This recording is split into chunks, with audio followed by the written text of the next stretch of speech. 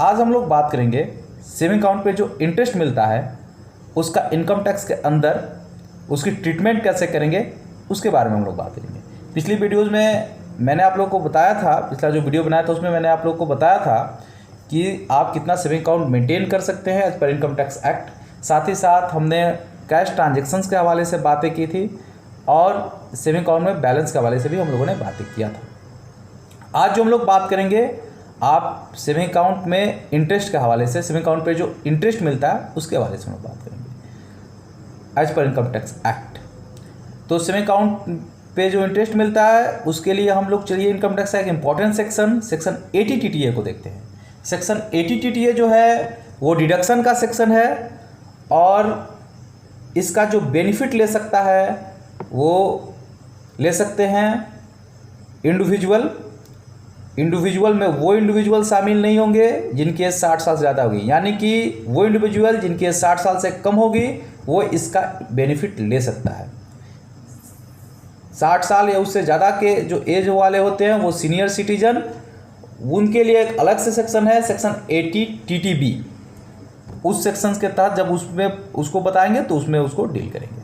तो इसके जो बेनिफिट ले सकते हैं वो जिनकी एज 60 साल से कम है और HUF मतलब इंडिविजुअल और HUF इसकी बेनिफिट ले सकते हैं। इंडिविजुअल में रेसिडेंट और नॉन रेसिडेंट दोनों इसकी बेनिफिट ले सकते हैं। अब इसकी बेनिफिट कौन नहीं ले सकता है तो हमने सीनियर सिटीजन के लिए बता दिया कि उनके लिए एक अलग सेक्शन है, सेक्शन 80 TTB।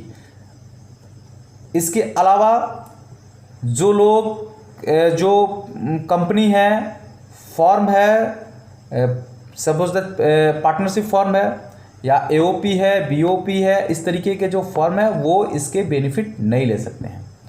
तो इसका बेनिफिट भी हम कौन ले सकता है ये क्लियर हो गया। अब ये सेविंग अकाउंट किस में होने चाहिए तो या तो आपके बैंक में होने चाहिए, बैंक में प्राइवेट बैंक में भी अगर है तो मिलेगा, मतलब बैंक में प्राइवेट और पब्लिक दोनों बैंक आती है। साथ ही साथ अगर सेविंग अकाउंट आपका किसी कोऑपरेटिव सोसाइटी में है, इसमें ध्यान रखना है कोऑपरेटिव सोसाइटी वैसी कोऑपरेटिव सोसाइटी होनी चाहिए जो बैंकिंग के काम में संलग्न हो, या आपका जो सेविंग अकाउंट है किसी पोस्ट ऑफिस में है तो भी आपको डिडक्शन मिलेगा।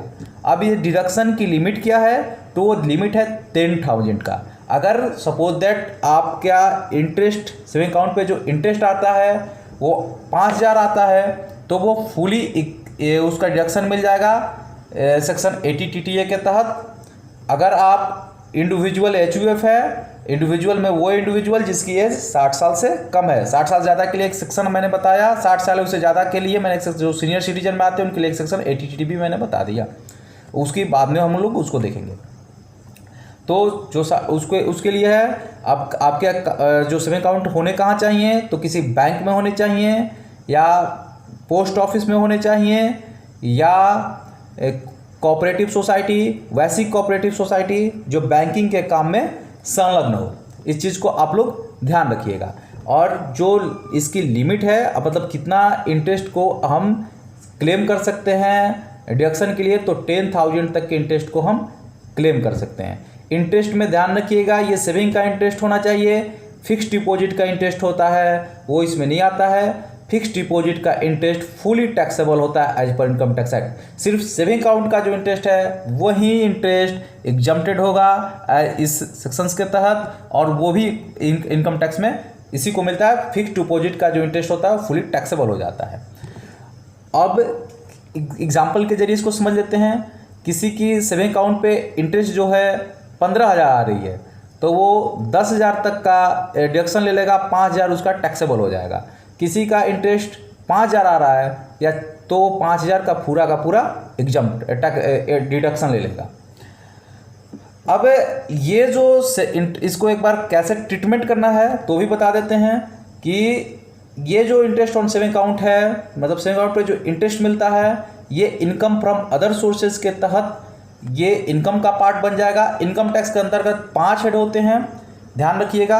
Income from house property, income from salary, income from profit और gain from business and profession, मतलब बिजनेस किसी का है या किसी का कोई प्रोफेशनल बंदा है, मैंने प्रोफेशन से जो इनकम आते हैं या उसके, तो वो फोर्थ जो होता है income from capital gain, capital और साथ ही साथ कैपिटल गेन जो आप कोई कैपिटल एसेट्स बेचते हैं उससे जो इनकम आता है उसके लिए। अब ये चारों हेड में जो नहीं आते उसके लिए एक अलग हेड है इनकम फ्रॉम अदर सोर्सेज।